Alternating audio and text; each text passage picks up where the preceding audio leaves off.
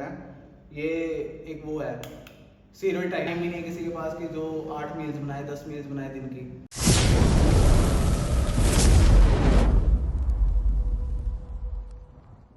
Hello everyone, आज का जो मेन हमारा टॉपिक है वो वर्कआउट से हटके है हमारे। जो मतलब आज का टॉपिक है वो ये है कि क्रिएटिन लोग इनटेक कैसे करते हैं। कई लोग सोचते हैं, जो हमारे बुजुर्ग है वो ये सोचते हैं कि जो डब्बे वगैरह ये एक वो है स्टीरॉयड टाइप है, ये हमें लेना नहीं चाहिए। क्यों? क्योंकि ये एक ऐसा है कि एक बार ले लिया उसके बाद हमारी बॉडी ढीली हो जाएगी, पर ऐसा कुछ नहीं है। जो पुरानी खुराकें होती थी वो इतनी अच्छी होती थी कि क्रिएटिन, प्रोटीन, जो गेनर्स वगैरह हैं इनकी ज़रूरत नहीं पड़ती थी।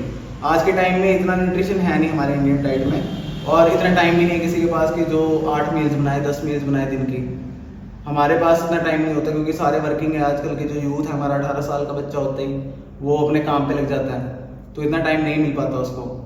तो आज इसी मतलब जो कन्फ्यूजन को दूर करने के लिए हमारे पास दो दोस्त हैं। मेरा नाम है राहुल और इनका नाम है विकास। तो ये हमें अभी ज्वाइन किए हैं। कितना टाइम हो गया इनको ज्वाइन किए हुए?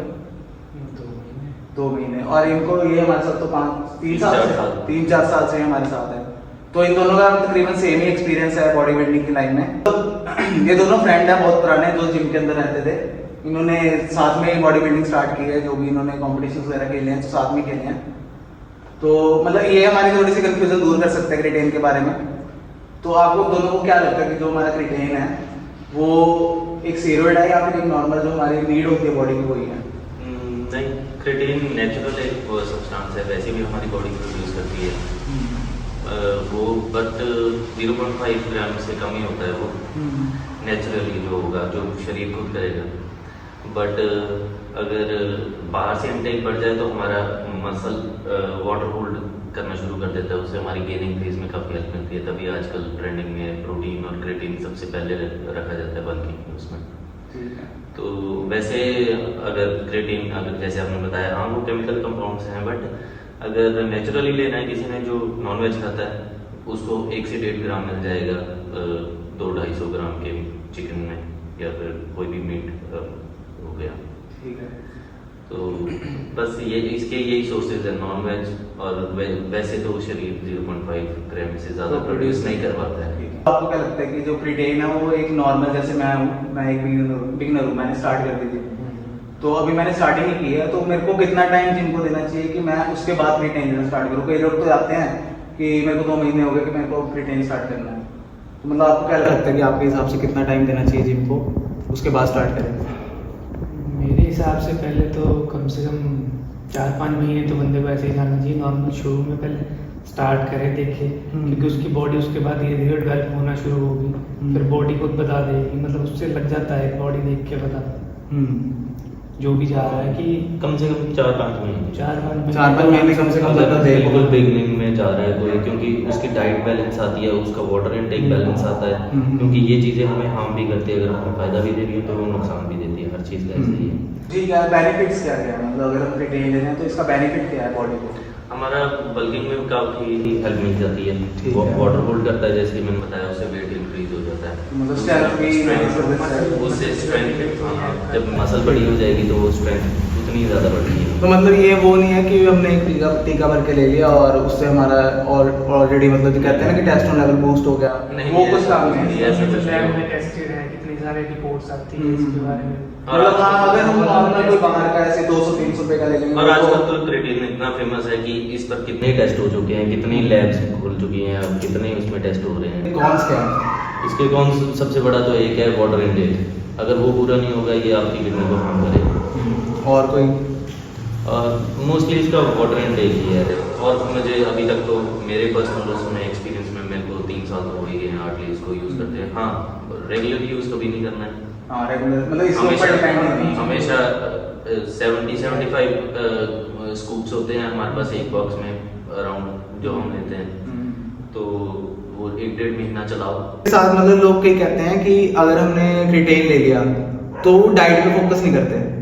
तो मतलब कई है जिम में भी आते हैं कि क्रिएटिन ले लिया, एक मतलब सप्लीमेंट ले लिया, प्रोटीन ले लिया, क्रिएटिन, BCA, मल्टीविटामिन ले ली, फिश ऑयल ले लिया, और कुछ जो मतलब अलग सप्लीमेंट्स रहते हैं। तो इसके अलावा वो इतनी डाइट को फॉलो नहीं करते, वो 2-3 मील जो आम लोग भी लेते हैं वही मील लेते हैं। तो मतलब ये हमें मील लेनी चाहिए या फिर सप्लीमेंट के ऊपर डिपेंड हो जाओ? नहीं, ऐसा है भाई मेरे कि गाड़ी हर चीज़ से चलती है, इंजन से भी चलती है, टायर से भी चाहिए, टायर भी चाहिए, स्टीयरिंग भी चाहिए, गियर बॉक्स भी चाहिए, तो सब जरूरी है उतना ही बैलेंस में। जैसे इंजन है मेन, तो इंजन डाइट हमारी सबसे ज़्यादा जरूरी है जिम में। डाइट तभी मैंने कहा बिगनर को जब आए तो वो अपनी डाइट और वाटर इनटेक बैलेंस करे। पहले तो उसका वेट नॉर्मल आया, अब उसको लग रहा है कि उसकी कैपेसिटी बढ़ चुकी है, जितना वो पहले गया था वेट लिफ्टिंग, साइज बढ़ा है मसल का। उसके बाद सप्लीमेंट्स तो सेकेंडरी ऑप्शन है। सप्लीमेंट का मतलब ये सप्लाई करती है हमें हमारे एक्स्ट्रा न्यूट्रिशन जो हमें हमारी नॉर्मल डाइट से नहीं मिल पाते। जैसे हम इतना ज़्यादा प्रोटीन खाने के लिए कोई वेजिटेरियन उसको डाइट वेज में नहीं हो पा रहा है, तो वो नॉन वेज नहीं खाना चाहता, तो वो प्रोटीन इंटेक लेगा, तो उसको ऐड कर लेगा, उसके 50 ग्राम आराम से ऐड हो जाएगा। चलो प्रोटीन की बात तो फिर कभी करेंगे। हाँ। अभी क्रिकेट का जो मैं तो क्रिएटिन का भी बस वैसा ही है। क्रिएटिन भी जस्ट तुम्हें हेल्प कर रही है, वो बाहर से तुम एक इंटेक दे रहे हो शरीर को, जो शरीर नेचुरली थोड़े अमाउंट में तुम्हारा बना रहा है, जैसे तुमने बताया। मतलब हमारी जो ह्यूमन बॉडी की नीड होती है काम इंसान की, वो उतना प्रोड्यूस करता है। और हमें जिम में हम एक्सरसाइज कर रहे हैं, हमारी बॉडी ऑर्गन्स भी काम कर रहे हैं, मतलब जो ब्लड फ्लो है वो डबल है, तो उसके लिए हमें मतलब क्रिएटिन ये एक ऐसा बन जाता है कि अगर तुम नहीं न्यूट्रिशन पूरा कर पा रहे तो उसके लिए क्रिएटिन है। अगर आप प्रोफेशनल लाइन में जाना चाहते हो, प्रोफेशनल अगर आप नहीं जाना चाहते तो आप फिट रहने के लिए तो आप नॉर्मल फूड से एक्सरसाइज बेस्ट रहता है। वो तो हमें फूड से ही मिल जाएगा, खाने में भी होता ही है, वो तो नॉर्मल हमारा बूस्ट कर ही देता है। अगर हम अच्छा फूड सोर्स ऑफ फूड ले रहे हैं तो बिल्कुल। तो आज का यही था हमारा, जो भी क्रिएटिन का रहता है। तो कई लोग यही सोचते हैं कि वो एक सप्लीमेंट हार्मफुल है बॉडी के लिए। हार्मफुल इसलिए बन जाता है कि वो हम खुद ही बना लेते हैं उसको हार्मफुल। इन लोग 4 साल हो गए हैं, 5 साल हो गए हैं, मेरे बड़े ब्रदर हैं उनको 15 साल हो गए में भी, और भी लोग हैं कई जिनको 30 साल का एक्सपीरियंस है, वो भी यही बोलते हैं कि क्रिएटिन लो, पर उसको हार्मफुल खुद ही मत बनाओ। हम क्या करते हैं कि जहर बना लेते हैं खुद ही अपने बॉडी के खुद ही क्या कहते हैं किलर बन जाते हैं। ये तो ये लोग भी जानते हैं कि कम से कम भी इनको 4 साल तो हो ही गए, 5 साल हो गए, इन्होंने एक कंपटीशन भी खेलने हैं बीच में। अगर अभी भी खेलने की प्रैक्टिस पे हैं तो अभी भी क्रिएटिन इनटेक कर रहे हैं ना। इनके मुंह पे कोई वैसे कहते हैं ना कि झुर्रियां पड़ रही हैं, एज हो रहे हैं, का प्रॉब्लम ज्यादा बताते हैं कि वो ये सब दिक्कत वाटर क्रिएटिन का हमेशा वाटर के साथ लिंक। अगर तुम्हारा बैलेंस है वाटर तो कोई दिक्कत नहीं आएगी। बस वाटर इनटेक हमें पूरा रखना चाहिए और कोई दिक्कत ही नहीं हमें। बस थैंक यू सो मच, और थैंक यू। आगे जब कोई दिक्कत पड़ेगी तो जरूर मिलेंगे।